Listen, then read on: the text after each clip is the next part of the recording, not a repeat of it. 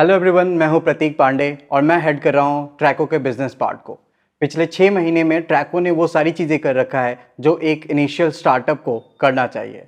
हम लोगों ने लास्ट 6 मंथ में more than 30 clients on board किए हैं, जिसमें जमील स्टील, क्रोमा, फ्लिपकार्ट जैसे नाम शामिल है।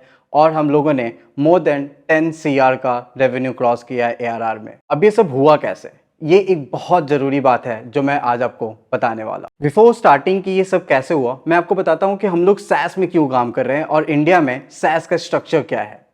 2026 तक इंडिया का SaaS revenue more than 100 billion होने वाला है और इंडिया चाइना को पीछे छोड़ के सेकेंड नंबर पे पहुंच जाएगी SaaS स्टार्टअप्स में। अब मैं आपको वही घिसे पीटे राग बता सकता हूं कि आपको कोल्ड कॉल करना है, कोल्ड मेल करना है, क्लाइंट से मिलना है, क्लाइंट के फॉलोअप लेना है और बाकी सब जो टैक्टिक्स है जो बाकी सभी कोई बताते हैं वो ऑलरेडी बता सकता हूं।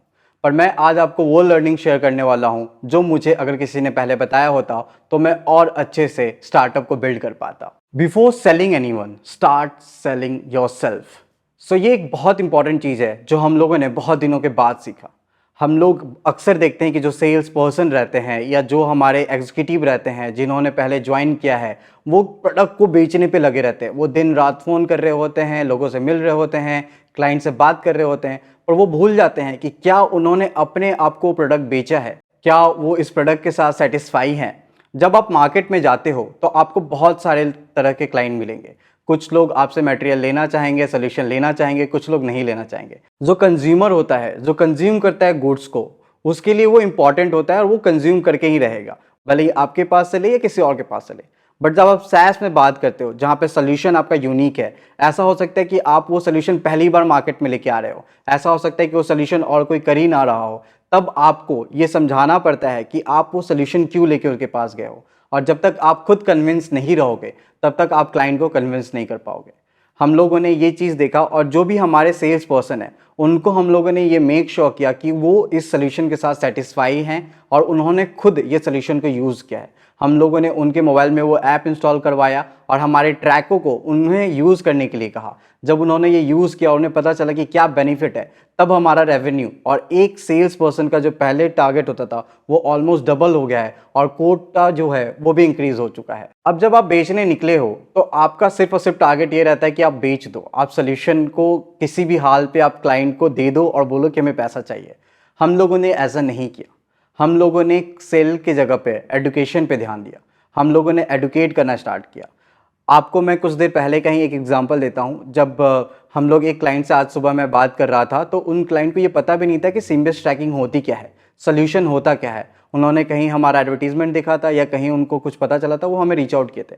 तो जिन इंसान को पता ही नहीं है कि ये सोल्यूशन क्या है, वो क्यों पैसा देगा। तो हम लोगों ने सेल्स के जगह पे एडुकेशन पे ज़्यादा फोकस किया। हम लोगों ने क्लाइंट को एडुकेट करना स्टार्ट किया। हम लोगों ने उन्हें बताना स्टार्ट किया कि ये क्या सोल्यूशन है और उनको कैसे बेनिफिट होगा, क्या उनकी रिक्वायरमेंट इस सोल्यूशन के लिए मैच करती भी या नहीं करती है, क्या उनके प्लांट में, उनके फैक्ट्री में ये सोल्यूशन चाहिए भी या नहीं चाहिए, क्या उनके एम्प्लॉयज़ जो दिन भर फ़ोन पे लगे रहते हैं, जिन्हें ट्रैकिंग की बहुत रिक्वायरमेंट होती है, वो ये सोल्यूशन यूज़ कर पाएंगे या नहीं कर पाएंगे। ये सारे एडुकेशन उनको बहुत अच्छा लगता है और एक लॉन्ग टर्म क्लाइंट बनाने में हमें मदद करता है। तो अगर आप SaaS बेचने निकले हो तो बेचना बंद करके आप एडुकेट करना स्टार्ट करो। आपने सुना होगा कि लोग बोलते हैं be the hardest worker in the room, be the smartest worker in the room, but I will suggest instead of being hardest और smartest worker, be the happiest worker in the room. SaaS बहुत tedious job है। SaaS selling एक ऐसा job है जहां पे आपको पता नहीं होता कि क्लाइंट कब ऑनबोर्ड होगा। हमने अपना पहला B2B क्लाइंट 6 महीने के बाद ऑनबोर्ड किया था और वो 6 महीने के बाद फिर वो अचानक से होने लगा और बहुत सारे क्लाइंट आने लगे। बट ये 6 महीने बहुत टफ था। हम हर कुछ ट्राई कर रहे थे पर हम नहीं कर पा रहे थे क्लाइंट ऑनबोर्ड। हम हर तरीके की मार्केटिंग प्लानिंग कर रहे थे, हर तरीके के लोगों को ऑनबोर्ड करने की कोशिश कर रहे थे, पर कुछ काम नहीं आ रहा था।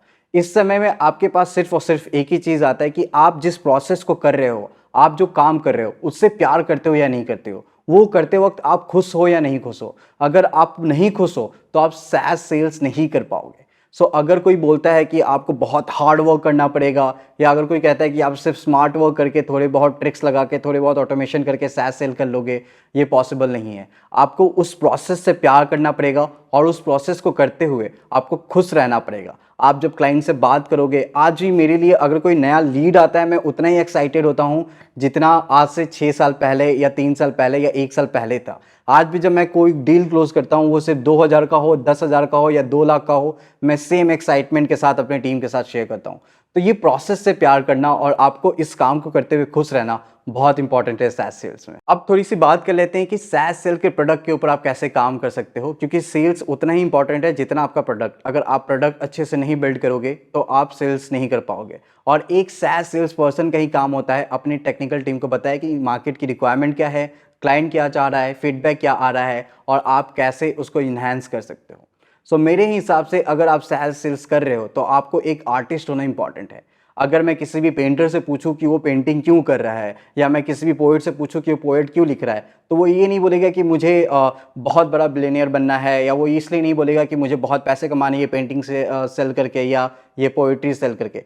वो बोलेगा कि वो उसका आर्ट है और वो इस आर्ट से प्यार करता है। Same with the SaaS. SaaS solution एक आर्ट है जहाँ पे आपको क्रिएटिविटी लानी पड़ती है। एक ऐसा सोल्यूशन जो मार्केट में है ही नहीं, एग्जिस्ट ही नहीं करता है, उसको आप बना रहे हो, उससे क्लाइंट्स के प्रॉब्लम्स को सॉल्व कर रहे हो। अगर एक भी क्लिक क्लाइंट के लिए ज़्यादा है तो वो सोल्यूशन वो यूज़ नहीं करता है। बहुत बार आपने ऐसे ऐप्स यूज़ किए होंगे जो आपको बहुत डिफिकल्ट लगा होगा और आपने छोड़ दिया होगा, इंस्टॉल करके मोबाइल में ही पड़ा रहता होगा, आप उसको फिर बाद में अनइंस्टॉल कर दोगे। सो ऐसी क्रिएटिविटी होना बहुत ज़रूरी है और ये क्रिएटिविटी सिर्फ एक आर्टिस्ट में आ सकती है। तो जब आप सैस बना रहे हो, जब आप सैस सेल्स कर रहे हो, तो अपने आप को एक आर्टिस्ट कंसीडर करो और आर्ट की तरह लेके चलो। हर क्रिएटिविटी के लिए ट्राई करो, हर क्रिएटिविटी के साथ आप कम अप होके आओ और क्लाइंट के सामने प्रेजेंट करो।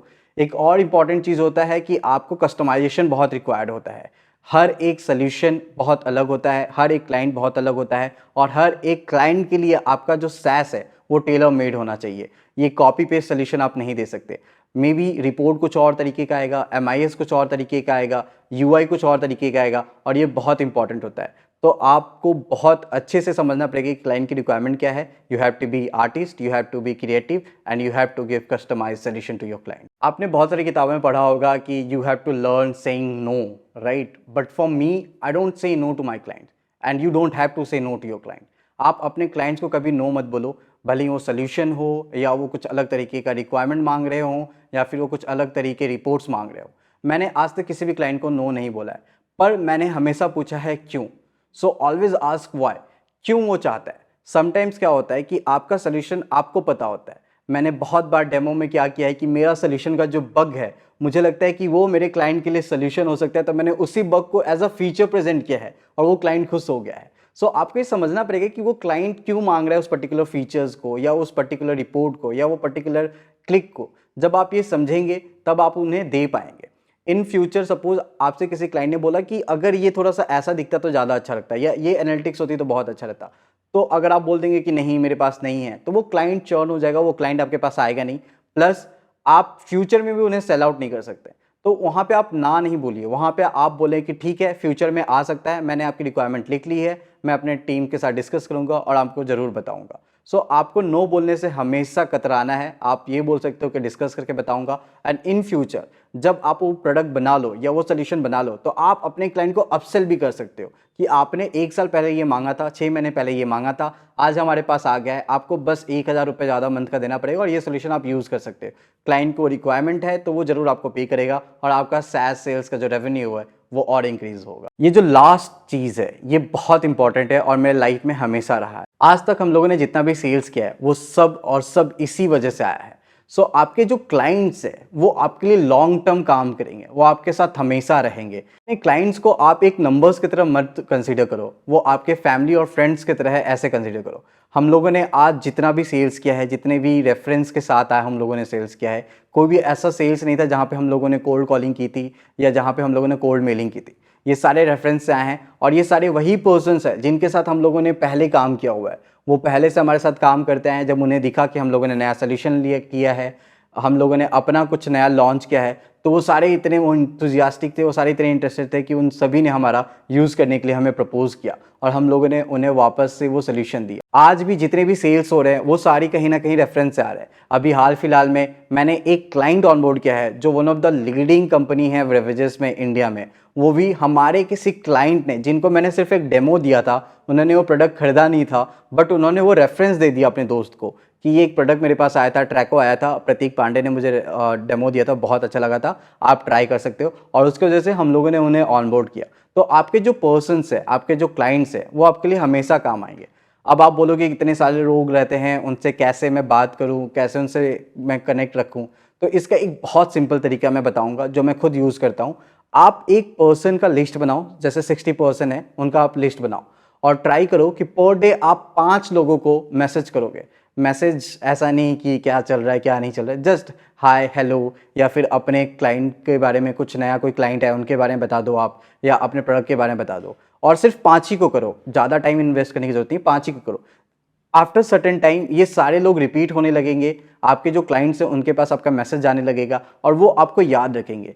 हमेशा आप याद रखो कि जब आप रिलेशन बिल्ड कर रहे हो, उसका मतलब ये नहीं है कि आपको इमीडिएट सेल करना है। रिलेशन बिल्डिंग का मतलब ये होता है कि जब भी वो सोचे कि उनको सैज सोल्यूशन चाहिए किसी चीज़ के बारे में या किसी पर्टिकुलर इंडस्ट्री में, तो वो आपको याद करे और आपके पास रीच आउट करे। तो ये थी वो सारी ट्रिक्स जिससे हम लोगों ने यूज़ किया और ट्रैको को आज यहाँ पे पहुँचा दिया। आने वाले टाइम में और बहुत सारी चीज़ें हम करते रहेंगे, पर ये सारी बेसिक्स हैं जो आप अगर करते हैं तो इन फ्यूचर आप अपना सैज स्टार्टअप खुद बना सकते हैं, या फिर अगर आप कहीं जॉब कर रहे हैं तो उसमें आप इसके रेवेन्यू इंक्रीज कर सकते हैं।